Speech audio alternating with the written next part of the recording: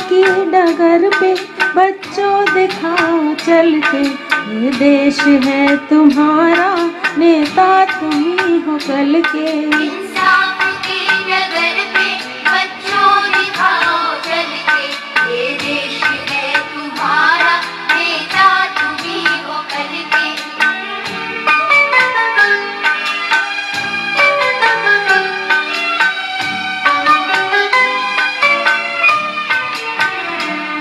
दुनिया के रंज सहना और कुछ न मुंह से कहना, दुनिया के रंग सहना और कुछ न मुंह से कहना, सच्चाइयों के बल पे आगे को बढ़ते रहना। सच्चाइयों के बल से आगे को बढ़ते रहना। रख दोगे एक दिन तुम संसार को बदल के, रख दोगे एक दिन तुम संसार को बदल के। इंसाफ की डगर पे बच्चों दिखाओ चल के, ये देश है तुम्हारा, नेता तुम ही हो कल के।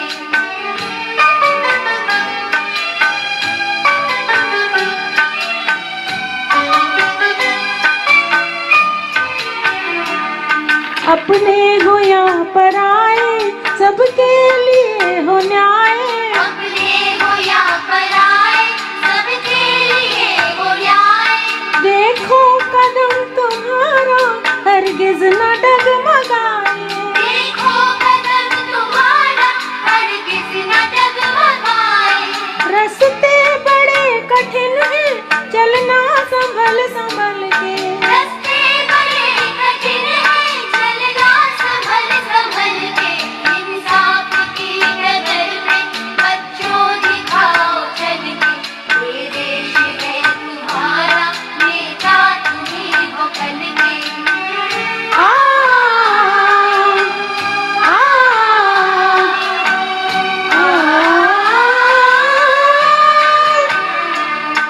इंसानियत के सर पे इज्जत का ताज रखना, इंसानियत के सर पे इज्जत का ताज रखना।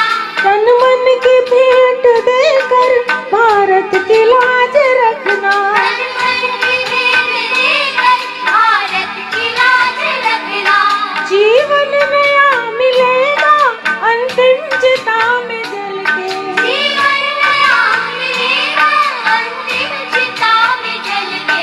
इंसाफ की डगर पे बच्चों दिखाओ चल के, ये देश है तुम्हारा, नेता तुम ही हो कल के। इंसाफ की डगर पे बच्चों दिखाओ चल के, ये देश है तुम्हारा, नेता तुम ही हो कल के। ओम शांति। आज भारत के इतिहास का बलिदानों, अहिंसा, सत्य आंदोलनों के आधार पर 200 वर्ष के पश्चात मिली हुई आज़ादी अर्थात स्वतंत्रता की, स्वतंत्र भारत के स्वतंत्र नागरिकों को 73वें स्वतंत्रता दिवस की कोटि कोटि मुबारक हो, मुबारक हो, मुबारक हो। साथ साथ निराकार परमपिता परमात्मा शिव ने 1936 में इस धरा पर साकार प्रजापिता ब्रह्मा के तन में प्रविष्ट होकर के एक संपूर्ण स्वतंत्रता, विश्व की स्वतंत्रता, गोल्डन एज विश्व बनाने का एक नया नक्शा, सपना नहीं लेकिन एक नया नक्शा हम सबके सामने रखा। और इस कार्यक्रम में या इस कार्य में विश्व को संपूर्ण स्वतंत्रता दिलाने के लिए जो भी ब्रह्मा कुमार भाई बहनें हैं उन सभी को नया विश्व, संपूर्ण स्वतंत्र विश्व बनाने के लिए कोटि कोटि मुबारक हो, मुबारक हो, मुबारक हो। भारत की आज़ादी को 73 वर्ष हुए।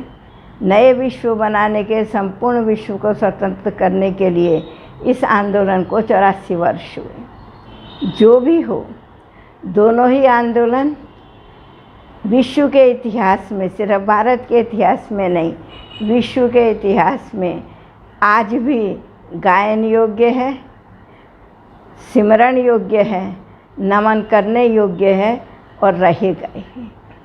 तो आज नियम प्रमाण जैसे हमारा बनाया हुआ नियम है, सौभाग्य का दिन है कि आज 15 अगस्त है और आज हम संपूर्ण स्वतंत्रता विषय पर विचार करेंगे। स्वतंत्रता तो हमें मिली है, लेकिन संपूर्ण स्वतंत्रता किसको कहा जाता है, आज उसको समझना होगा। और सारे विश्व जो इस आंदोलन में या जो इस कार्य में संलग्न है, विश्व के 136 देश और 9 लाख से भी ज़्यादा भाई बहनें, उन सभी ने ये संकल्प किया है। वो संकल्प मैं आज आपको सुनाती हूँ। आज मुझे एक बात याद आ रही है, वो मैं आपके साथ शेयर करती हूँ। वह बात है, पानी में स्नान करने से मनुष्य लिबास बदल सकता है या बदल देता है, लेकिन पसीने में स्नान करने से इतिहास बदल देता है। तो आज हमें उस पसीने की ज़रूरत है जो विश्व के इतिहास को हम बदल दें। आज का इतिहास और आज से 2500 वर्ष पहले का इतिहास अगर हम उठा करके देखते हैं तो उस इतिहास और भूगोल का जो नक्शा अगर कहीं मिलता है, मेरे ख्याल में तो मिलेगा नहीं, लेकिन अगर कहीं मिलता भी है, वो नक्शा इतना सीमित भारत का नक्शा नहीं था, लेकिन असीमित भारत का नक्शा था। द्वापर के प्रारंभ में भी ना कोई खंड था, ना कोई धर्म था, ना कोई अन्य राज्य था, ना कोई भाषा थी। परंतु धीरे धीरे जैसे काल का चक्र चलता चला आता है, परिवर्तन होता जाता है। धर्मों की वृद्धि हुई, खंडों की वृद्धि हुई, राज्यों की वृद्धि हुई और क्या क्या वृद्धि होते होते आज सारा विश्व इतना वृद्धि को प्राप्त हो गया है कि उसको संभालना भी मुश्किल हो रहा है और विश्ववासियों को संभल करके चलना भी मुश्किल हो रहा है। तो अगर हम थोड़ा सा 200 वर्ष के बाद भारत को मिली हुई आज़ादी के ऊपर दृष्टिपात करते हैं तो हमें उसमें 3 चीज़ मिलती हैं। जो भी हुआ, जैसे भी हुआ, लेकिन उसका फाउंडेशन, उस आज़ादी का फाउंडेशन मर्म स्पर्शी। हृदय को कोई चीज़ लग जाती है, उसको कार्य में लाने के लिए कितना भी सहन करना पड़े, कितना भी सहन करना पड़े, लेकिन वो कार्य में सहज आ जाता है और ज़रूर आता है। और जब वो आता है तो विश्व की निगाहें उधर ही चली जाती हैं। एक अकेले गांधी जी के संकल्प में एक बात आई, जब उस समय उनको कोई महात्मा गांधी नहीं कहते थे, मोहनदास करमचंद गांधी, इस नाम से उनको विश्व में जाना जाता था। जब उन्होंने देखा कि हमारा भारत बहुत अधिक गुलामी की बेड़ियों में जकड़ा हुआ है, इसको ऊपर ऊपर से बदलने से नहीं होगा, इसके फाउंडेशन को बदलने से होगा। तो अगर कोई भी दृढ़ता की शक्ति संकल्प में आनी है तो उसके लिए 2 चीज़ ज़रूर चाहिए। पहली चीज़ चाहिए अहिंसा और दूसरी चीज़ चाहिए सत्यता। अहिंसा किस चीज़ की? हिंसा भी 2 प्रकार की होती है। एक हिंसा है जिसको क्रोध की हिंसा कहा जाता है, जो मनुष्य मनुष्य को मार देता है। लेकिन एक दूसरी हिंसा है जिसको चरित्र की हिंसा कहा जाता है। आज सारे विश्व पर अगर एक संकट है तो चारित्रिक हीनता का ही संकट है। तो वह जब चरित्र की हिंसा को मिटाने के लिए चरित्रवान बनने से ही होगा, और वह चरित्रवान बनने का मूल आधार या फाउंडेशन या कहेंगे संकल्प, वह है पवित्रता। गांधी जी ने सबसे पहले पवित्रता का सूचक कस्तूरबा, जो उनकी स्त्री थी, उसको माँ कहा। जब स्त्री को माँ बना दिया तो सारे भारत की क्या, सारे विश्व की नारियाँ उनकी माँ बहनें हो गईं। और इस आंदोलन में जो शामिल होते चले गए, जैसे जवाहरलाल नेहरू जी ने, उन्होंने भी कमला को माँ कहा। और इसके साथ साथ आचार्य विनोबा भावे और अन्य जो भी इनके साथ इस संगठन में चल दिए, सभी ने पहले गांधी जी को अहिंसा और इस पवित्रता को धारण किया। इस आंदोलन से फ़ायदा क्या हुआ? जो संकल्प कर लिया आगे बढ़ने का, वो स्वप्न में भी कभी पीछे नहीं हटे। चाहे शारीरिक अत्याचार हुए, चाहे मानसिक अत्याचार हुए, चाहे विद्रोह हुआ, जो कुछ भी हुआ, लेकिन ये अपने संकल्प में आगे बढ़ते गए। कौन सी दो शक्तियाँ लेके? सबसे पहले अहिंसा और दूसरी पवित्रता। इन दो टांगों के आधार पर, इन दो पैरों के आधार पर चलते चलते यह आंदोलन आकर के पहुंचा 1947 में, जब भारत अंग्रेज़ों से, ब्रिटिश शासन से स्वतंत्र हुआ। लेकिन जब तक उस स्वतंत्रता के बाद अपना कानून बने, अपना इतिहास बने, 1950 में यह संविधान रचा गया, हमें क्या फ़ायदा हुआ? हमें हमारे मौलिक अधिकार प्राप्त हो गए। रोटी, कपड़ा और मकान जो हमारे पास नहीं थे, वह जो मौलिक अधिकार हमको हमारे प्राप्त हुए, उन मौलिक अधिकारों के कारण नेता जो थे, जिन्हें इस गुलामी का मालूम था, जो इसके महत्व को समझते थे, जो अपने स्वाभिमान को जानते थे, जो देश की जागरूकता को अपने आँखों से देखना चाहते थे, देश की उन्नति को अपने आँखों से देखना चाहते थे। क्या नहीं था हमारे भारत में? क्या धन धान्य नहीं था? क्या हमारे भारत में चरित्र नहीं था? क्या हमारे भारत में गौरव नहीं था? कि कला नहीं थी? कि संस्कृति नहीं थी? क्या नहीं थी? लेकिन वह सब एक पर्दे के नीचे, या कहेंगे एक पैरों के तले कुचली जा रही थी। ऐसी रूपरेखा को देखते हुए कुछ उन महान नेताओं को जो आज नमन करने योग्य हैं, और साथ साथ जब कुछ नया मोड़ मिले, समाज को नई दिशा मिले, तो उनकी उन कल्पनाओं को, उनके उन संकल्पों को, उनकी उन दृढ़ता को अगर हम आज भी फॉलो करेंगे तो हमें एक नई दिशा मिल सकती है। अब प्रश्न होता है 73 ईयर हो गए, लेकिन हम धीरे धीरे आगे बढ़ने के बजाय, मैं ये नहीं कहती कि हम आगे नहीं जा रहे, विकासशील देश से विकसित देश की ओर जा रहे हैं। हम सपना देख रहे हैं हर चीज़ में इंडिपेंडेंट हो जाएं, कोई चीज़ हमारे पास किसी से लेने के लिए ना हो। लेकिन उस इंडिपेंडेंसी में और जितनी बातें आती हैं वो मैं वर्णन नहीं करती हूँ, क्योंकि उसके हम सब अनुभवी हैं और हम ही उसके लिए जिम्मेवार हैं। आज हमें क्या करने का है? अपने स्वार्थ से परे होकर के, भले परमार्थ को मानो ना मानो, लेकिन राष्ट्र को तो मानोगे ना जहाँ रहे पड़े हो। तो अभी राष्ट्र को क्या, हमें विश्व को मानना था। मैं थोड़ा सा आपके सामने एक उस विश्व का नक्शा अंकित करना चाह रही हूँ, जो आपको मैं बोलती जाऊँगी और आपके संकल्पों के आगे होता जाएगा। ना ये कल्पना थी, ना ये कल्पना होगी। ये साकार था, फिर साकार होगा। कोई भी चीज़ साकार होने से पहले अंदर अंदर उसका एक गर्भ होता है, एक गहराई होती है। जैसे बिल्डिंग का फाउंडेशन जितना नीचे मजबूत होता जाता है, उतना ही बिल्डिंग ऊपर से मजबूत होती है। ऐसे ही किसी भी परिवर्तन का अगर एक सपना या एक नक्शा हम तैयार करते हैं, उसकी गहराई में बहुत सारी बातें होती हैं, उसके गर्भ में बहुत सारे अनुसंधान छिपे हुए होते हैं, उसके गर्भ में बहुत सारी योजनाएं छिपी हुई होती हैं, उसके गर्भ में बहुत सारे दृढ़ संकल्प छिपे हुए होते हैं। तो उन छिपे हुए संकल्पों से कुछ संकल्प आज से 84 वर्ष पहले निराकार परमपिता परमात्मा ने साकार प्रजापिता ब्रह्मा के माध्यम से हम सबके सन्मुख रखे हैं। वह मैं आपको सुनाने जा रही हूँ।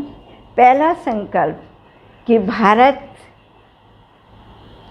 संपूर्ण विश्व में एक ही खंड था। कैसे एक खंड था?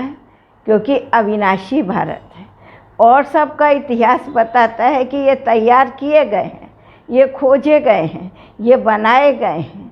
जब जब धर्मपिता इस धरा पर आए और जैसे धरा पर भाषा बढ़ती गई वैसे राज्य भी बढ़ते गए, खंड भी बढ़ते गए। इतिहास इसका साक्षी है, भूगोल भी इसका साक्षी है। लेकिन भारत अपने ही स्थान पर है और भारत की सबसे बड़ी विशेषता वो सदा से शांत रहा। जब कोई उसका हक लेता है, जब कोई उसका अधिकार लेता है, तभी वो सचेत होता है, वरना कभी किसी के ऊपर भारत की आँख ही नहीं गई, किसी में आँख ही नहीं डूबी है, क्योंकि भारत स्वयं में भरपूर और संपन्न। अभी भारत शब्द के अर्थ को हम समझेंगे। भा प्लस रथ, दो शब्दों के संधि विच्छेद से ये भारत तैयार हुआ है। भा माना भरपूर, रथ माना रतन। कौन से रतन? क्या हीरे माणिक? उनसे तो भारत भरपूर था ही, उनकी तो कोई कमी नहीं थी। भारत से बाहर सब कुछ यहाँ से गया, हम सब जानते हैं। लेकिन एक दूसरा रतन था भारत के अंदर, जिसके आधार पर यह भरपूर था। वह रतन था आध्यात्मिकता। आध्यात्मिकता के रत्नों से, आध्यात्मिकता के हीरों से, आध्यात्मिकता के अलौकिकता से जिसको कहेंगे, या स्वर्णिमता से यह भारत भरपूर था।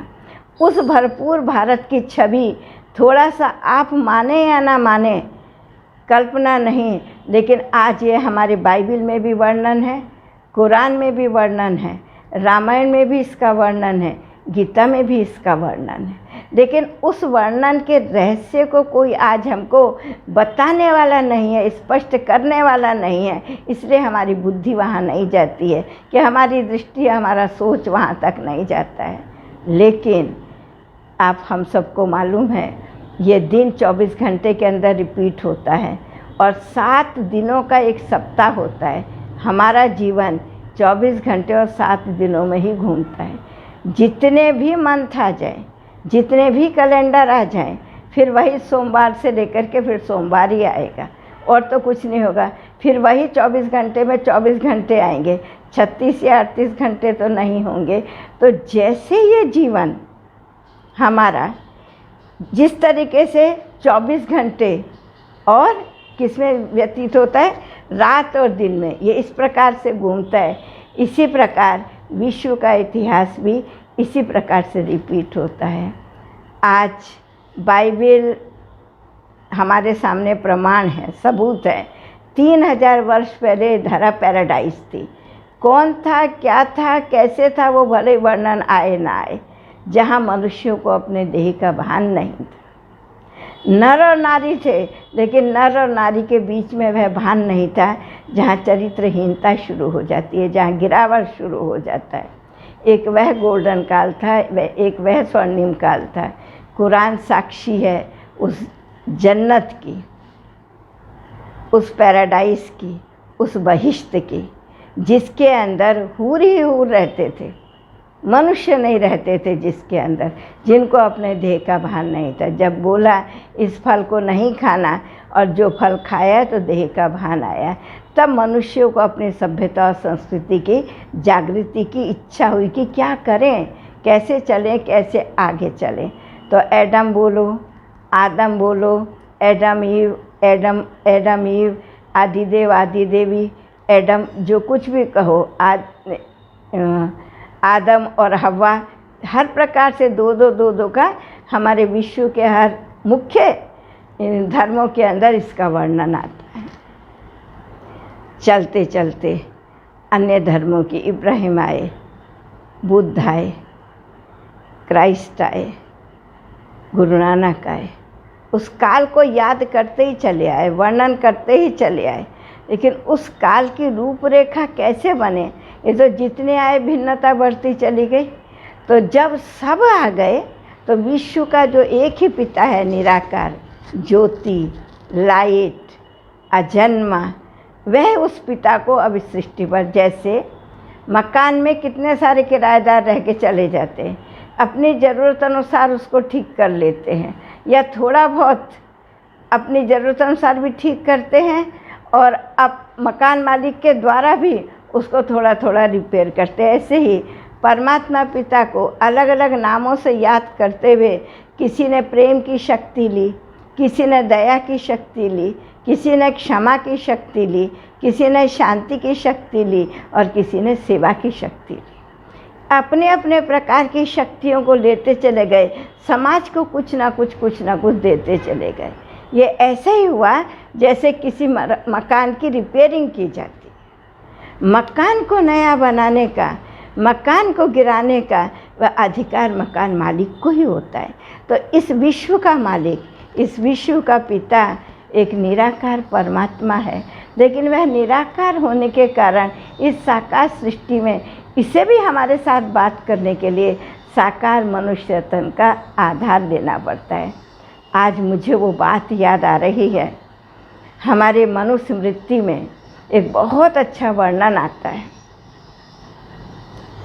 जब प्रलय हुई, वर्णन करते, जब प्रलय हुई तो मनु को संकल्प आया कि चलो मैं देखूं तो सही कि मेरी सृष्टि में क्या हो रहा है। प्रलय तो हो गई, विनाश तो हो गया, अभी क्या होगा? सृष्टि तो अविनाशी है, कुछ है या नहीं है। तो मनु बोला मैं अकेला जाके क्या करूँगा। उसने श्रद्धा का चयन किया, पहले उसकी रचना करी। श्रद्धा एक भावना है, एक नारी का रूप है। तो मनु और श्रद्धा दोनों मिलकर के इस प्रलयंकारी विश्व का विचरण करने के लिए, अवलोकन करने के लिए निकले। जब उन्होंने निकला तो देखा 12-12 कोस पर एक दीपक जल रहा है। अब 12 कोस का क्या मतलब है? आप भारत के जिस कोने में भी रहते होंगे, जिस भाषा वाले भी होने दो, आप देखिए 12 किलोमीटर पर जाने के बाद भाषा को बोलने का, भाषा वही रहेगी, बिहारी बिहारी रहेगी, उड़िया उड़िया ही रहेगी, हिंदी हिंदी रहेगी, भाषा वही रहेगी, भाषा चेंज नहीं होगा, लेकिन भाषा को बोलने का, उच्चारण करने का ढंग चेंज हो जाएगा। तो पता चल जाता है एक ये वहाँ से है कि ये कहाँ से है कि ये कहाँ से है। तो 12-12 कोस पर एक दिया जल रहा था। उसका क्या मतलब? बहुत बहुत दूर में कोई व्यक्ति जिंदा थे। तो अभी क्या करना चाहिए?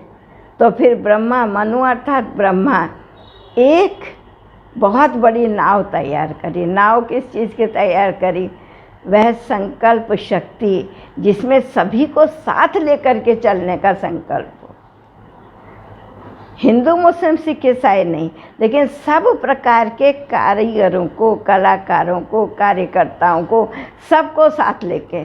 तो इसीलिए जब उन्होंने सबको साथ लिया तो नाव को लेकर के इस पार से उस पार चले। इस पार से माना इस पतित दुनिया के अंधकार से निकालकर एक पावन, एक प्रकाश की दुनिया की तरफ बढ़े। और जब उस दुनिया की तरफ बढ़े और उस किनारे पर जा कर के देखा तो उसका बहुत सुंदर निर्माण हो चुका था। तो आप सोचेंगे उस दुनिया का निर्माण कैसे हुआ? विनाश तो हुआ, लेकिन निर्माण कैसे हुआ? तो प्राकृतिक आपदाएं, एटॉमिक एनर्जी, ग्रह युद्ध, इन सब द्वारा तो विनाश हो गया, लेकिन निर्माण कैसे हुआ? तो आपको आज मैं एक प्रैक्टिकल बात सुनाती हूँ। आप सब सुबह उठते हो, कोई कितने बजे, कोई कितने बजे, कोई कितने बजे। आज तक भी हमारे इस समाज के अंदर कितने ऐसे भाई बहन होंगे जिन्होंने कभी सूरज की लालिमा को नहीं देखा होगा। उदय होते हुए सूरज को बहुतों ने देखा होगा। जब उसका उदय हो जाता है, माना जस्ट अभी जैसे उदय हुआ है, वो बहुतों ने देखा होगा, लेकिन लालिमा को तो रेयर ही किसी ने देखा होगा। लालिमा को तो रेयर ही किसी ने देखा होगा, कोई कोई कोटों में कोई, कोटों में कोई। तो वह क्या चीज़ थी? तो वह था कलयुग के अंत। अभी कौन सा युग चल रहा है?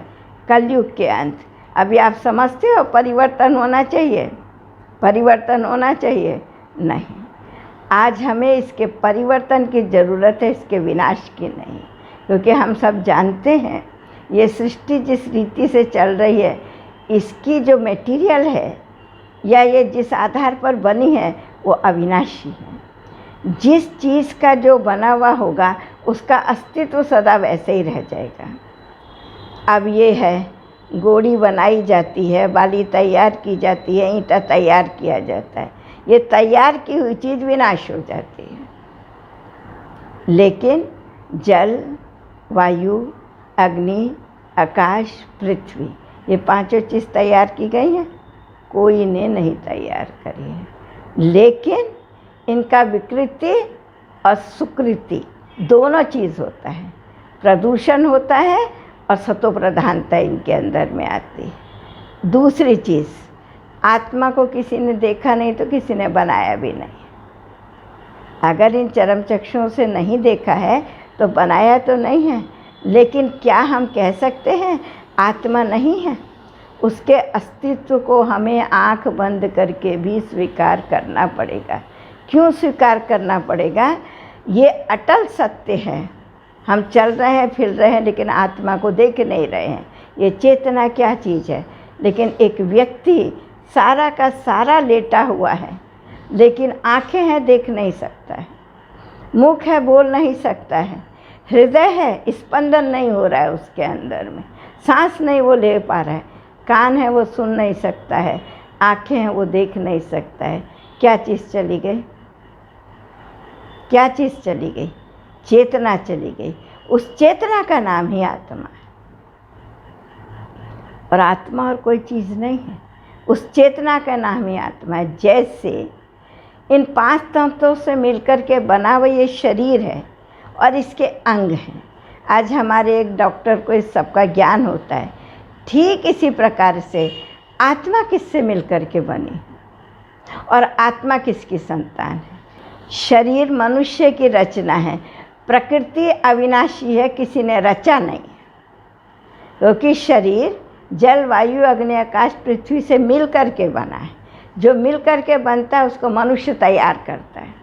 जो अपने में ही बना हुआ है, स्वतः ही बना हुआ है, उसको मनुष्य तैयार नहीं करता है। तो आत्मा किसी भी केमिकल की नहीं बनी हुई है, इसलिए किसी लेबोरेटरी में तैयार नहीं हुई है।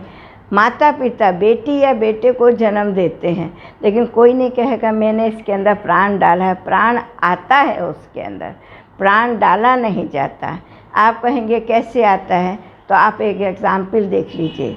राह में चलता हुआ पत्थर, एक कारीगर उसको छेने हथौड़ी से चोट लगा लगा के उसको इतनी सुंदर मूर्ति बना देता है, जो आप उसको एक सुंदर भवन बना के, तब उसका नाम मंदिर नहीं होता, मंदिर नहीं होता, एक सुंदर भवन बना करके तैयार करते हो और उसमें जब उस मूर्ति की प्रतिष्ठा कर देते हो तब वो मंदिर कहलाता है। लेकिन मंदिर भी पूजन योग्य तब नहीं होता जब आप उसमें प्रतिष्ठा कर देते हो। जब उसमें प्राण प्रतिष्ठा करते हो तब वो पूजन योग्य होता है। ठीक इसी प्रकार से बच्चा माँ के गर्भ में तैयार होता है, लेकिन उसके अंदर आत्मा आती है, प्राण आता है, तो वो मनुष्य, बेटी या बेटा जो कुछ भी होवे, वह तैयार होता है। तो कुछ ऐसी चीज़ें हैं जो अविनाशी हैं, कुछ ऐसी चीज़ें हैं जो विनाशी हैं। अब हम स्वतंत्र भारत के स्वतंत्र नागरिक तो हैं, लेकिन हमें अभी क्या चाहिए?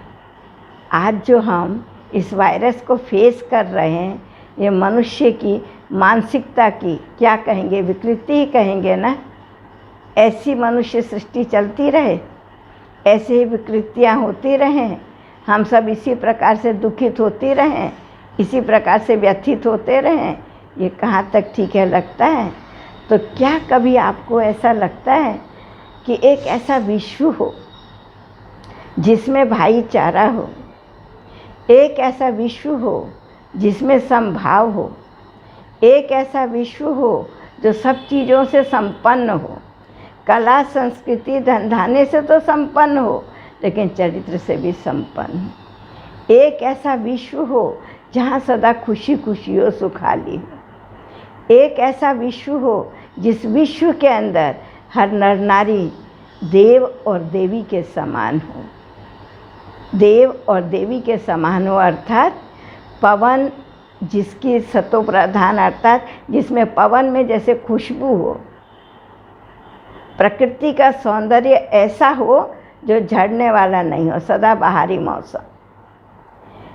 जीवन की सुंदरता ऐसी हो जो सुंदर तो हो, लेकिन उसकी आकृति पर, उसके धन पर, उसकी किसी चीज़ पर मनुष्य के अंदर वो गंदी दृष्टि ना हो, वो विकारी दृष्टि नहीं हो, सबकी दृष्टि पावन हो, अर्थात आत्मिक भाव, दैहिक भाव ना हो।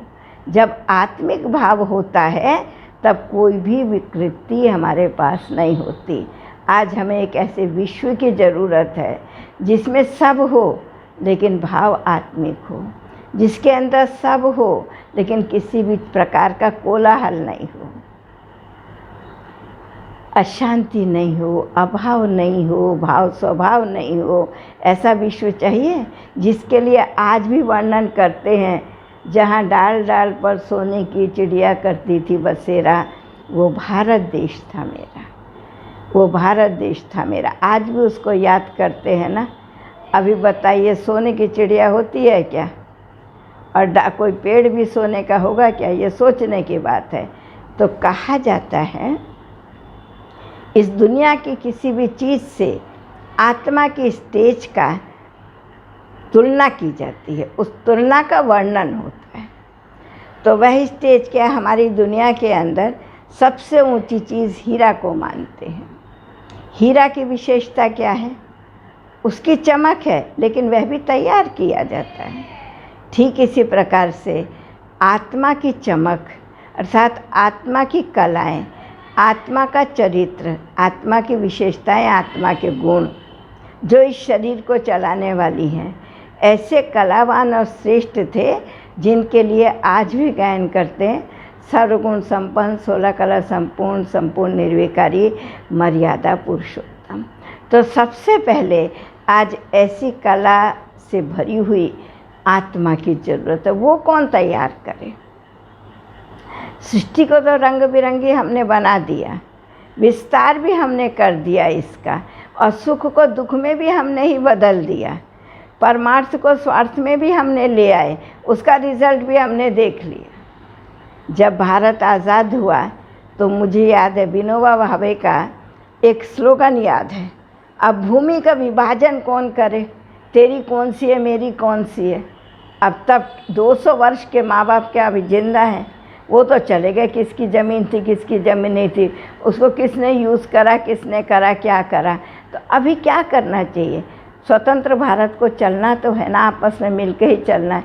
तो बड़ा अच्छा नारा दिया आचार्य विनोबा भावे ने, सब भूमि गोपाल की, मिल बांट के खाओ, तेरी नहीं कि मेरी नहीं, उत्पादन करो और आपस में मिल कर के लो, मिल के ही मेहनत करो, मिल के ही उसको खाओ। नहीं तो ठीक इसी प्रकार से जब इस भारत के ऊपर राजतंत्र था, लेकिन राजतंत्र तानाशाही नहीं था, धीरे धीरे जब राजतंत्र तानाशाही में बदलने लगा तो प्रजातंत्र की हमें ज़रूरत पड़ी, और प्रजातंत्र को चलाने के लिए पंचायती तंत्र की हमें ज़रूरत पड़ी। क्यों? राजतंत्र में जब विकृति आ गई, स्वार्थ आ गया, तब हमें किसकी ज़रूरत पड़ी? प्रजातंत्र की ज़रूरत पड़ी। लेकिन आज राजतंत्र, प्रजातंत्र और पंचायत तंत्र से भी ये भारत नहीं चल रहा, ये विश्व नहीं चल रहा, जल रहा है। सब अंदर सहमे हुए हैं, डरे हुए हैं, डरा रहे हैं लेकिन अंदर डरे हुए हैं। अभी क्या करना चाहिए? ज़रूर समय बदलता है, हम सब जानते हैं। ये विश्व पहले गोल्डन एज सतो प्रधान था, फिर सतो सामान्य हुआ, फिर रजो प्रधान हुआ। रजो प्रधान के भी कितने वर्षों के बाद की स्त्री हमें मिलती है, अर्थात 7वीं गद्दी राजा महाराजा विक्रमादित्य की, उज्जैन वाली महाकालेश्वर के बाद की। वो थोड़ा थोड़ा इतिहास, वहाँ से थोड़ा रियल इतिहास हमको प्राप्त होता है। उसके पहले का जैसे अनदेखा इतिहास, काल्पनिक इतिहास हमको मिलता है। धीरे धीरे धीरे धीरे करके वो सब कुछ हुआ, वो हम सब जानते हैं। लेकिन आज हमें संपूर्ण स्वतंत्रता चाहिए। तो जैसे ये स्वतंत्रता, अहिंसा, पवित्रता, सत्यता, धैर्यता, सहनशीलता, समभाव सब हमारे हैं। हम सबके हैं। इनके आधार पर भारत को यह आज़ादी बड़े कष्टों से तो मिली, लेकिन मिली तो सही।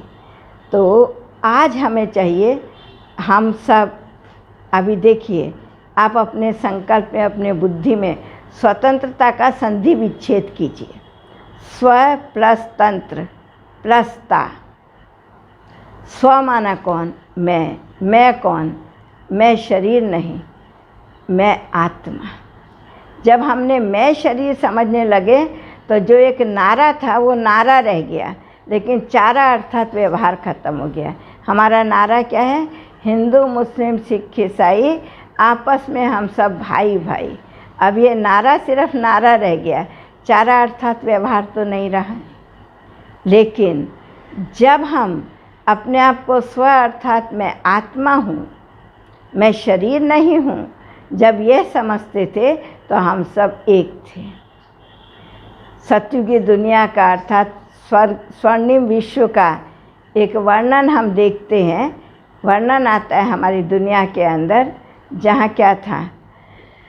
एक राज्य, एक धर्म, एक भाषा, एक कुल, सब दैवी कुल के ही होते थे। भाषा एक थी, राजा एक था, लेकिन छोटे छोटे राजाएं होंगे कारोबार चलाने के लिए, लेकिन टुकड़े टुकड़े नहीं थे। अलग अलग धर्मों के, अलग अलग भाषाओं के, अलग अलग संस्कृतियों के, अलग अलग मतभेदों के नहीं थे। एक वह काल था जिसको विश्व का स्वर्णिम काल कहा जाता है। तब सारा विश्व भारत कहलाता था, अर्थात आध्यात्मिकता और भौतिकता की ज्योति से, अर्थात संपन्नता से वह भरपूर था। और आत्मा सतो प्रधान 16 कला होने के कारण से बिल्कुल अनासक्त। सुंदरता अथा, धन अथा, गुण अथा। शिक्षा लेते थे, ऐसे नहीं कि वहाँ शिक्षा नहीं थी, व्यवहार था, सब कुछ था, लेकिन सम्मान था। छोटे बड़े का भान नहीं था, राजा प्रजा का भान नहीं था, लेकिन सम्मान तो था ना। भान होना है, ऊंच नीच का भेदभाव होने से घृणा, वो एक दूसरे के ऊपर में आक्रोश पैदा होता है, लेकिन उसके अंदर समभाव था, क्योंकि सभी के अंदर गुण थे, सम्मान था। राजा प्रजा को अपनी संतान अनुसार समझता, प्रजा राजा को अपने माता पिता अनुसार समझती थी, वह सम्मान था। धीरे धीरे सतयुग और त्रेता से 2500 वर्ष, 8 जन्म और 12 जन्म लेते लेते हम आने लगे। जब हम नीचे आए तो भी हम एक ही थे, अन्य दूसरा कोई था ही नहीं। धीरे धीरे आत्माएं जब परम धाम से नीचे उतरना शुरू हुई तो उन्होंने खोजना शुरू करा। अभी मैं धर्म पिताओं ने क्या क्या खोजा वो सब नहीं मैं बताती हूँ, जैसे सिर्फ एक एक शब्द में बोलती हूँ। इब्राहिम ने प्रकाश को खोजना शुरू करा, हिंदू परिवार में जन्मा। महात्मा बुद्ध ने मोक्ष को खोजना शुरू करा। क्राइस्ट ने सेवा भाव को खोजना शुरू करा, सेवा देने का काम शुरू करा। और गुरु नानक जी ने सीखने के लिए, मुझे सबसे सीखना ही है, इसलिए सिख धर्म की स्थापना हुई। एक एक खोज के लिए एक एक धर्म अर्थात मतें बनती चली गई और उनके अनुयायी बढ़ते चले गए। इसलिए क्या होने लगा? मतभेद समाज में शुरू हो गया। तो जब इतने मतभेद हो गए तो राजतंत्र बहुत कम समय चला, फिर वह धीरे धीरे प्रजातंत्र में चेंज हो गया। आज हमें इन सब तंत्रों से परे होकर के स्वतंत्रता चाहिए। अभी स्व अर्थात जो देह अभिमान में हम आ गए हैं, काम क्रोध लोभ मोह अहंकार में जो हम फंस गए हैं, जो कालिमा हमारे मानस पटल पर छा गई है, इस कालिमा को हमें धोना है, इसको हमें निकालना है। तो स्व माना मैं को समझना पड़ेगा, रियल मैं कौन। अब वो कौन समझाए? जो इस सृष्टि नाटक के जन्म मरण के चक्कर से अलग हो, वो एक ही है। उसको निराकार कहो, ज्योति कहो, गॉड कहो, प्रभु कहो, अल्लाह कहो, जो कुछ भी कहो, ईश्वर कहो, जो भी कहो, वह एक ही है और वह इस धरा पर अवतरित होता है।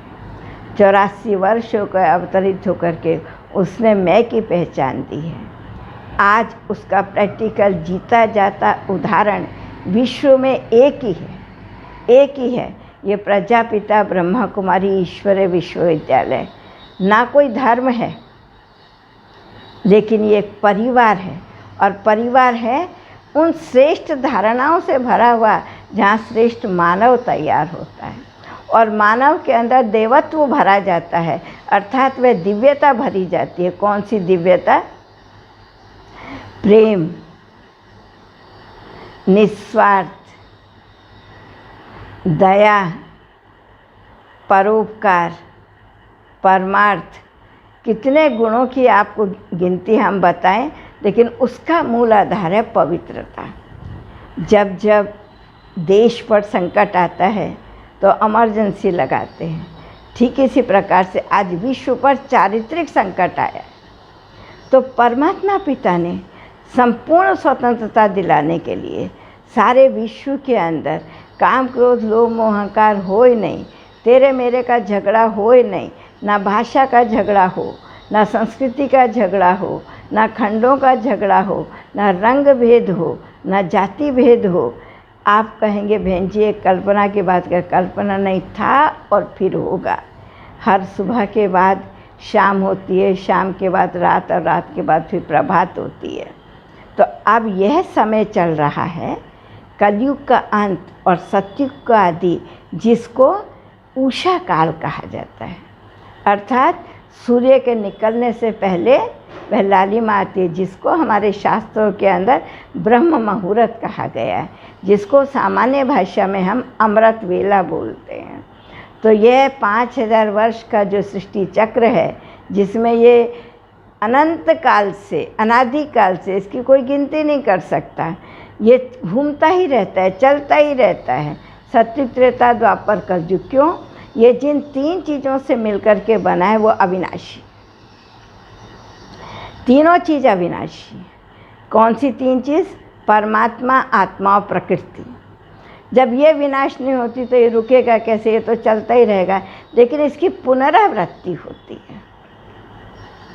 पुनरावृत्ति सुबह से दोपहर, दोपहर से शाम और शाम से रात, अर्थात धीरे धीरे गिरावट आती है। फिर ऑटोमेटिकली फिर लालिमा को आना पड़ता है, अर्थात परमात्मा पिता को आना पड़ता है, और सूर्य को लाना पड़ता है, अर्थात मास्टर सूर्य को तैयार करना पड़ता है। वह है प्रजापिता, जिसका सब धर्मों के अंदर वर्णन आता है। तो आज ज़रूरत है हमें उस स्वतंत्रता की। किस स्वतंत्रता की? जिसके अंदर हमें भाषा का भेदभाव ना हो, जिसके अंदर संस्कृति का भेदभाव नहीं हो, जिसके अंदर धर्मों का भेदभाव नहीं हो, जिसके अंदर खंडों का भेदभाव नहीं, सारा विश्व एक खंड हो और वह भरपूर होगी। उसमें सब प्रकार की कला संस्कृति वाले लोग होंगे। आज उसके लिए इस ईश्वरीय विश्वविद्यालय में यही शिक्षा दी जाती है कि तुम अपने को आत्मा समझो और आत्मिक प्यार अर्थात भाई भाई के प्यार से एक दूसरे से व्यवहार में आओ। और ये तभी समझ सकोगे। इस देह को भूलने के लिए पहले हमें पवित्रता चाहिए, वह पवित्रता जिसमें नर और नारी होते हुए भी भाई बहन की पवित्र दृष्टि हो। उसके साथ हमारे को क्या चाहिए? इसके साथ में, पवित्रता के साथ में हमारे पास सहनशीलता चाहिए, धैर्यता चाहिए, नम्रता चाहिए और सत्यता। सत्यता किस चीज़ की?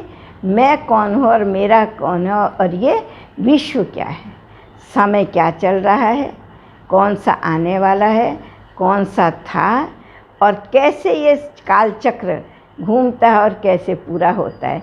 तो यह इतिहास और भूगोल, धर्म और राज्य की स्थापना के लिए इस प्रजापिता ब्रह्मा कुमारी ईश्वरीय विश्वविद्यालय में हिंदू, मुस्लिम, सिख, ईसाई, पारसी, यहूदी, विश्व के कोई भी ऐसी आत्मा नहीं, उसने कोई भी धर्म का लिबास या ड्रेस धारण करी हो या अपने अपने खंडों के अनुसार किसी भी भाषा को वो बोलने वाला हो, लेकिन परमात्मा पिता ने हिंदी भाषा में ये ज्ञान दे करके संपूर्ण विश्व के अंदर में उनकी भाषा वाले, उसको जिनको ये भाषा आती है उसका ट्रांसलेशन करके आज कोई विश्व की ऐसी भाषा नहीं जिसमें ये ज्ञान ना सुनाया जाता हो।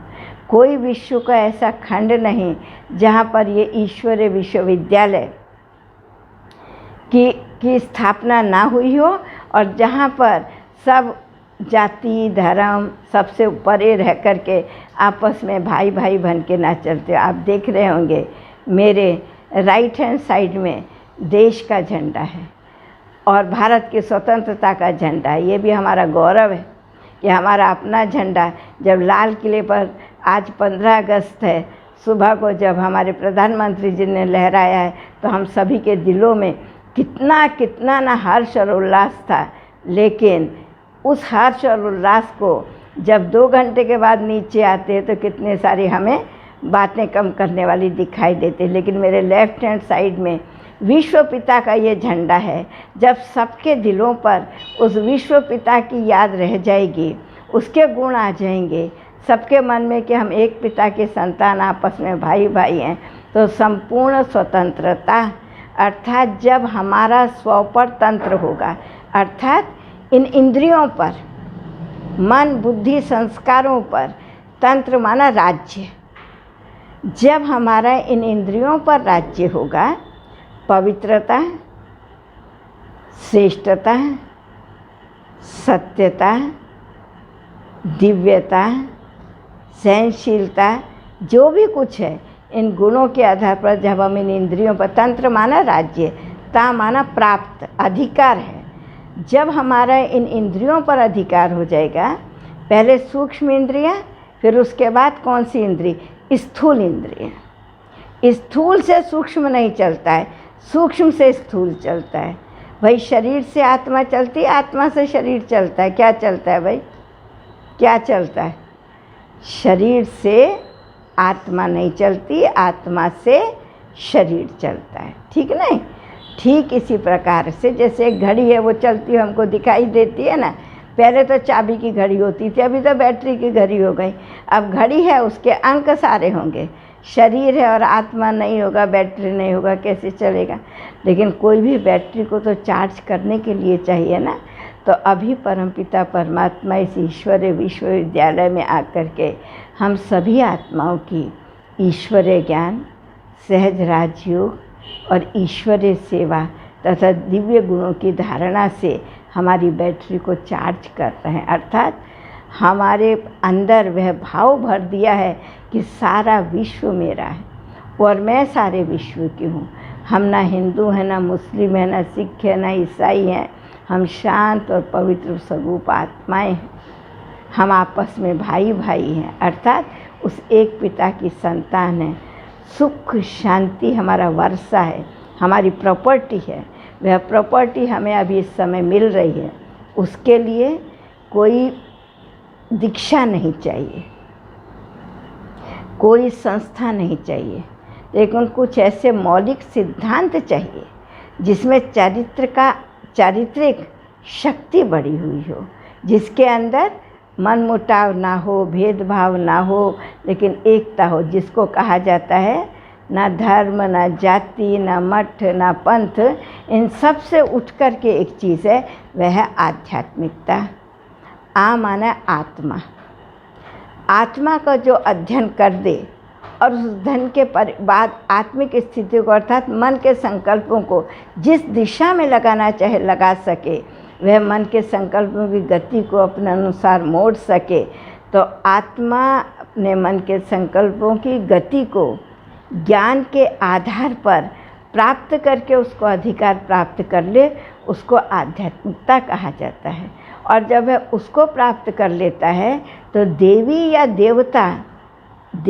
देवता कोई दैहिक धर्म नहीं है, लेकिन जिन्होंने गुणों को अर्थात वह गुण जो सबके लिए समान हो, दिव्य गुण हर आत्मा के लिए, तेरा मेरा अपना पराया को नहीं, प्रेम है तो सबके लिए है, आनंद है तो सबके लिए है, जो कुछ भी है वो सबके लिए है, उसको दिव्य गुण कहा जाता है। जब आत्मा में वह गुण आ जाते हैं, वह दिव्यता आ जाती है, तो वह आध्यात्म की चरम सीमा को प्राप्त होती है। आध्यात्मिकता की चरम सीमा ही, आध्यात्मिकता की संपूर्णता ही दिव्यता है। और दिव्यता उस देवत्व को इस धरा पर लाती है। तो ये आज आप प्रकृति देख रहे हो, कितना प्रदूषण है इसके अंदर, कितना गुस्सा है वह प्रकृति को हमारे ऊपर में। देखो ना, बारिश के समय में बारिश नहीं होगी, और जब सब अनाज खड़ा हो जाएगा तो बारिश हो जाएगी, तो क्या कहेंगे? प्रकृति को गुस्सा आया है ना। तो कहाँ से आया? हमारे गुस्से से इसको गुस्सा आया। हमने क्रोध किया है तो आज ये हमको क्रोध करके दिखा रही है। हमने क्रोध किया तो हमको पता नहीं चल रहा है, ये क्रोध कर रही है तो हमको पता चल रहा है। तो हमें बदलना होगा, इतिहास को बदलना होगा। तो शरीर का पसीना बहाने की ज़रूरत नहीं है। शरीर का पसीना तो हमारे नेताओं ने बहाया, धर्म पिताओं ने बहाया, नहीं, सब ने बहाया। लेकिन आज हमें क्या पसीना बहाने की ज़रूरत है? संकल्पों की इस धारा को बहाने की ज़रूरत है। अर्थात सबको वो संकल्प देने की ज़रूरत है कि हम एक हैं, एक के हैं, आपस में एक दो के लिए एक रहेंगे, नेक रहेंगे। आज इस प्रवाह को बढ़ाने की ज़रूरत है। जब हम एक हैं, एक के रहेंगे, आपस में भी एक होकर के चलेंगे, लेकिन नेक होकर के चलेंगे, ईश्वरीय ज्ञान और राजयोग के आधार पर। ये किसी धर्म के लिए नहीं, किसी जाति के लिए नहीं, किसी वर्ग के लिए नहीं, किसी आयु वाले के लिए नहीं, किसी भाषा वाले के लिए नहीं। जब से बच्चा बोलना और चलना सीखता है और कुछ थोड़ा थोड़ा समझना सीखता है, तो ये हर विश्व की हर आत्मा के लिए है। हम सब के सर्व संबंध उस पिता परमात्मा के साथ हैं। बंधु भी वही है, सखा भी वही है, सब कुछ वही है। मुझे इसके ऊपर एक छोटी सी, टाइम हो गया है, मैं आपको एक छोटी सी कहानी सुना करके तो संपूर्ण स्वतंत्रता हम कैसे ला सकते हैं, वह चीज़ हमें अपने अंदर में देखना है। हम जो कुछ भी करते हैं अपने लिए करते हैं, प्रकृति और व्यक्ति के कल्याण के लिए करते हैं। हम दिखाने के लिए कुछ नहीं करते हैं। तो आज ये विद्यालय विश्व के हर वर्ग के पास जा कर के, हर गांव में जा कर के, हर शहर में जा कर के, हर देश में जा कर के ये संदेश दे रहा है कि आप सबका पिता परमात्मा आपका जन्मसिद्ध अधिकार देने के लिए आपके पास आया हुआ।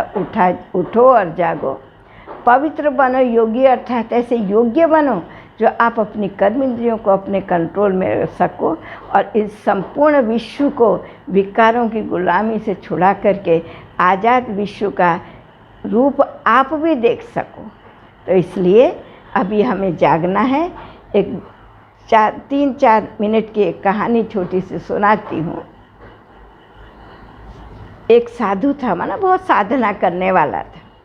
तो साधना करने वाला साधु एक बार राह में निकल गया, राह भूल गया। जब वह उस राह को भूल गया तो रास्ते में चलते चलते उसको रात हो गई, तूफान आने लगा, आंधी आने लगा और वो कहीं शरण स्थल ढूंढने लगा।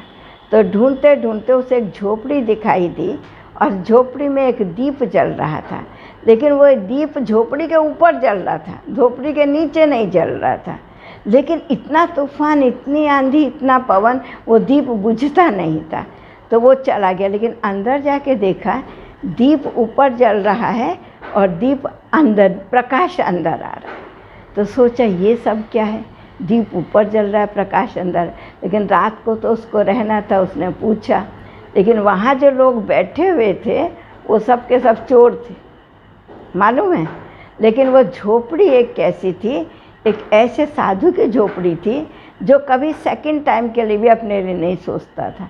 वो जो कुछ होता था सबको दे देता था, लेकिन वो किसी कार्यवश बाहर गया हुआ था।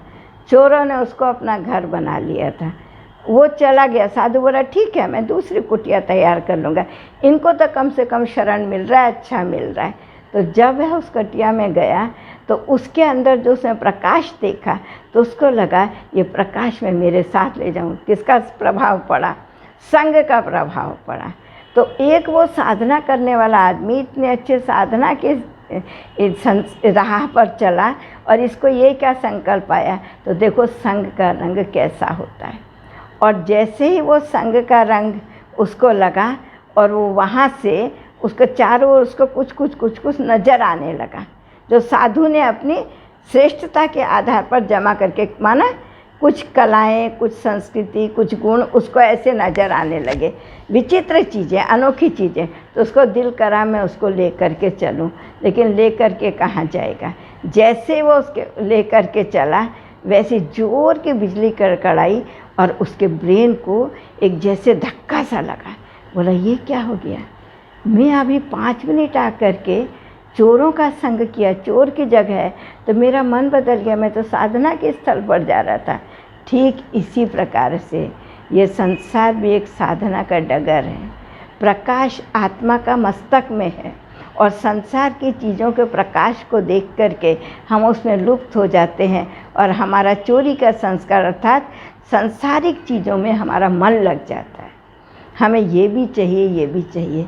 तो इसलिए इस देह के संग में आकर के, देह भान में आकर के अपनी साधुता को, अपनी महानता को, अपने पथ को छोड़ो नहीं, चलो।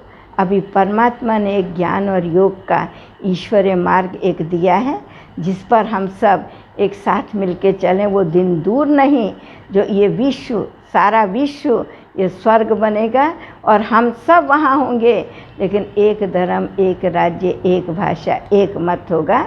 तो इसके लिए अभी हम यही संकल्प करते हैं और आज हम यही आशा करते हैं अपने सारे भाई बहनों से, और जो भी भाई बहनें औरों को भी सुनाएंगे। हम इस 73वें स्वतंत्रता दिवस पर सब संकल्प करें कि हमें अपने भारत को अर्थात अपने विश्व को संपूर्ण विकारों से मुक्त करके निर्विकारी बना के सारी धरा को स्वर्ग बनाना है। हम एक गीत बहुत सुंदर सुनेंगे और शिव बाबा की याद में अभी आराम से बैठेंगे, प्यार से बैठेंगे। ओम शांति।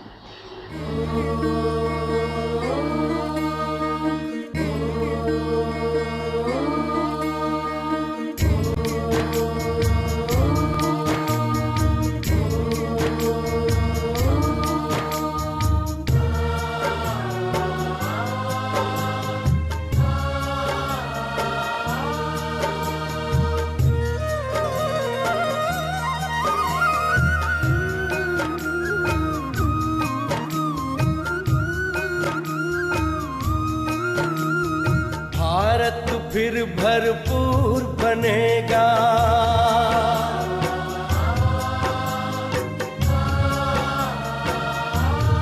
ओ भारत फिर भरपूर बनेगा, कोई नहीं कमी होगी।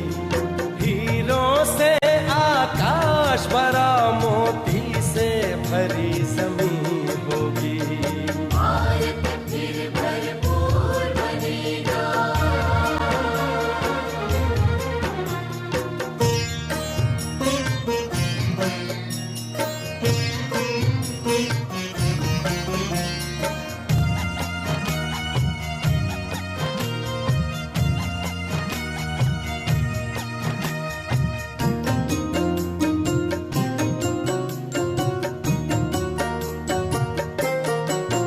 हर बालक कृष्ण कन्हैया सा, राधा सी हर बाला होगी। सुख शांति प्रेम पावनता की, वसुधा पहने माला होगी। हर बालक कृष्ण कन्हैया सा, राधा सी हर बाला होगी। सुख शांति प्रेम पावनता की, वसुधा पहने माला होगी। नर होंगे श्री नारायण और नारी श्री लक्ष्मी होगी। नर होंगे श्री नारायण और नारी श्री लक्ष्मी होगी। हीरों से आकाश भरा, मोती से भरी जमीन होगी। कोई नहीं कमी होगी। भारत फिर भरपूर बनेगा।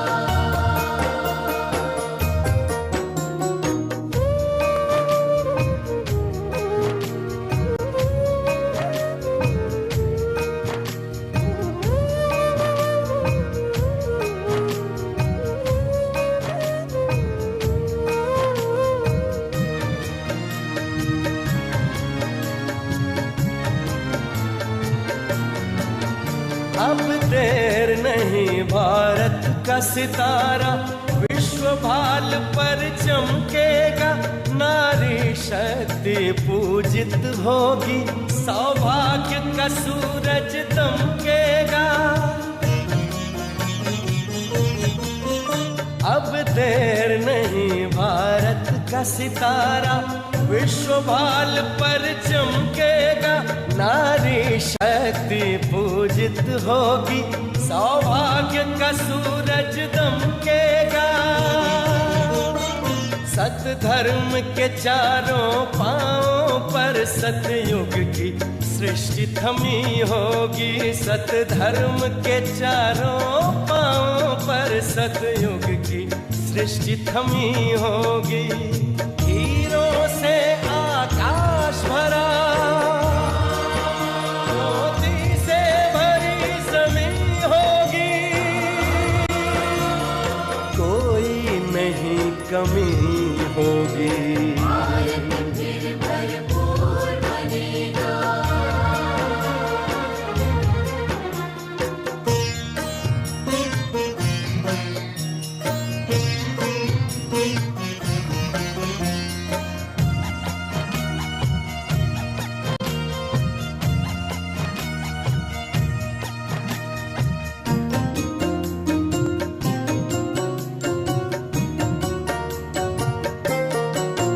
वही जगत गुरु यह भारत है, भगवान जहाँ पर आते हैं।